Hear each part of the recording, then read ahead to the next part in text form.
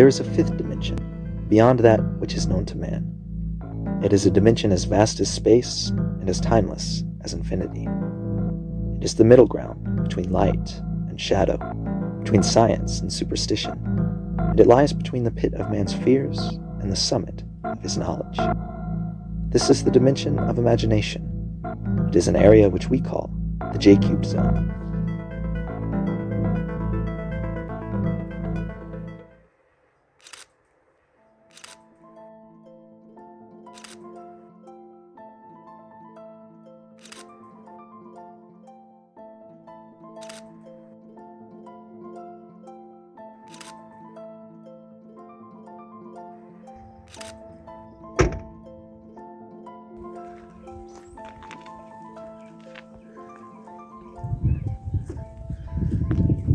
You are about to become acquainted with a Mr. Sterling Hitchcock, a member of a very specific group of people referred to as private investigators, those puzzle-solving vigilantes following after the leadings of Sir Arthur Conan Doyle and his muse. Mr. Hitchcock has been called to investigate a crime. This crime, however, will be different than any he has seen before. For you see, this crime was not committed in any ordinary place. Rather, it was committed in the J-cubed zone. Mr. Hitchcock. Thank you for coming. This one's really got us groping for answers. There's absolutely no clues for us to go on. I'm hoping there's something in there that you can find that we might have overlooked. Miss Clampett will be here soon. I'd like to wait for her before I begin my investigation of the crime scene. Are there any witnesses to speak with? No, I can't say there are. That's the one reason we're in this predicament in the first place, and the main reason we called you. Nobody found anything worth mentioning. The only reason we found out about this murder is because the landlord came early this morning to collect the rent and found the door open. He was awful upset about not getting his rent, that's for sure. Any suspicious characters sighted around the time of the murder? Nope, just not a plain ordinary night. So peaceful you could hear the crickets chirping, according to the lady next door. So no witnesses, no leads, no evidence. Yep, that about sums it up. Who's Miss Clampett now? How do you do? Lucy Clampett, it's wonderful to meet you.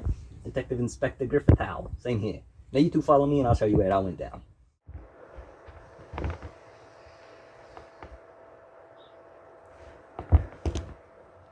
How long has he been dead? Roughly 36 hours, I'd say. And he lived alone? Well, that's the thing. He didn't actually live here, not permanently anyways. He's been in town for the past few months doing business. He's actually from New York City. We called his wife there about an hour ago, and she said there's absolutely no one they knew that didn't just love him. He was pretty well liked, it seems.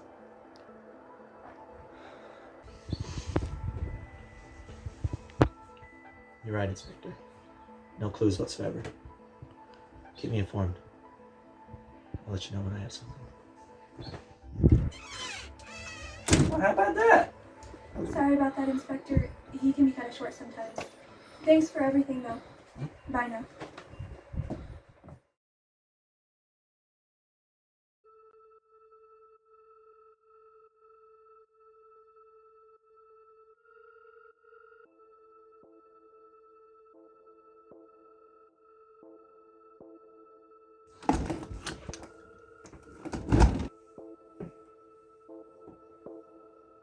Did I ever tell you why I became a detective? No, I don't believe you did. I was just thought it was because you liked the puzzle solving. I've never liked it. That's just it. It's never been something that I found enjoyment in. It's never been fun. Never been a game. I hate it. With every fiber of my being, I hate it. You know why I do it? Because I'm good at it. That's why. Ever since I was a boy, I've been able to look at something or look at someone and instantly know everything about them. I don't know why, I don't know how, I doubt I'll ever know that, but it doesn't matter. That's the way it is. This isn't something that I enjoy. I don't enjoy solving crimes. I do it because I have to. If I were to give up this life of misery that I put myself in, then far too many innocent men would be behind bars, and far too many criminals would be free on the streets. These ones must be brought to justice, don't you see? So it's about crime and punishment then? No. No, not punishment. I don't wish for these ones to suffer. They must simply not be allowed to commit any more atrocities. So my life is an endless pit to which I dig myself deeper and deeper. If I were to simply climb out of that pit and walk away, I would then fall into a deeper and darker pit, out of which I could never hope to escape. And so I persevere. Where's all this coming from? What happened at that crime scene today? I don't know, Lucy. I don't know. I knew from the minute that I got there that there would be no clues. Nothing for me to go on. How could I have known that? I don't know. It's not just that. There was something else. A feeling. Something that I've never felt before. It was like the whole world was crushing me. But it wasn't painful. It was more like I was suffocating. Like I was drowning. What could it mean? Well, I don't know, Mr. Hitchcock. But you do sound like you could use a good night's sleep and a fresh start tomorrow. Why don't you go home? I'll lock up here. No, it's okay. It's okay. I'm alright. You go. I need to sit here a while. By myself. I need to sit and think. I'll be okay. You go ahead. Well, alright.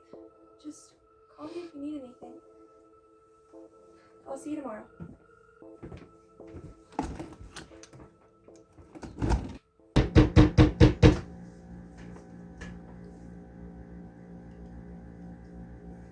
Come in.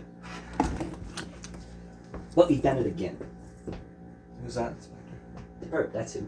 The crime scene looks exactly like the other one, except this time the sickle left a note. Can you believe that? A note? What does it say? See for yourself. I gotta go take care of an emergency call real quick. We'll meet you down at the station in about an hour, and we'll head to the crime scene together.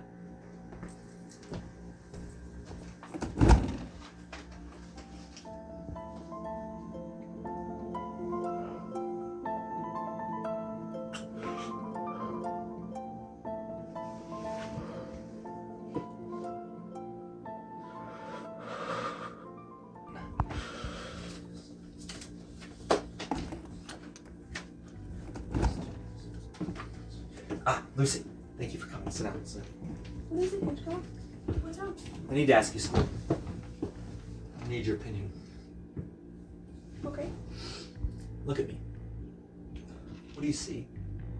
Who am I? I'm terribly sorry, sir, but I don't believe I understand the question. I'm me, aren't I? Sterling Hitchcock? Yes, I do believe you are. Me now. What do you see? I see the same man, except I doubt he can see me now. Precisely. The same man. One man.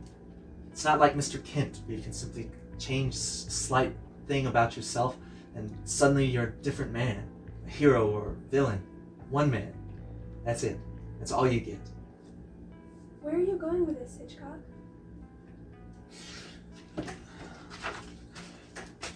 Have you read this? Dr. Jekyll and Mr. Hyde by Robert Louis Stevenson? Of course I read it. You're familiar with the concept then?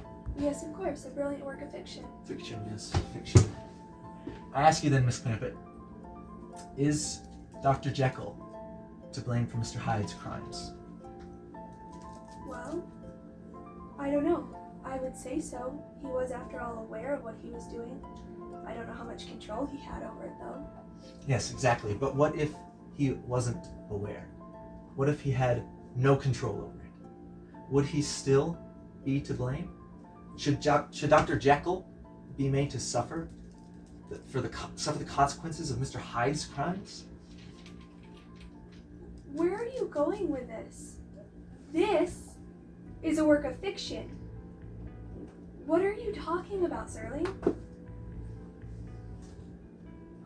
Have you heard of Mr. Eugene Luller? No, who is he? It doesn't matter.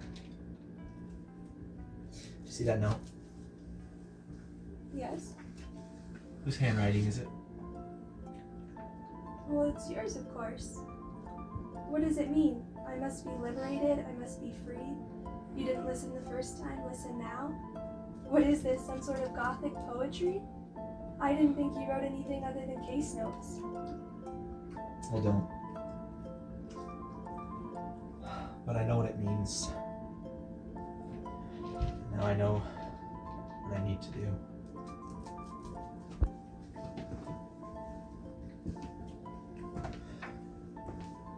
Look after things here, will you? I need to go down to the police station, talk with Mr. Howell. Goodbye, Lucy.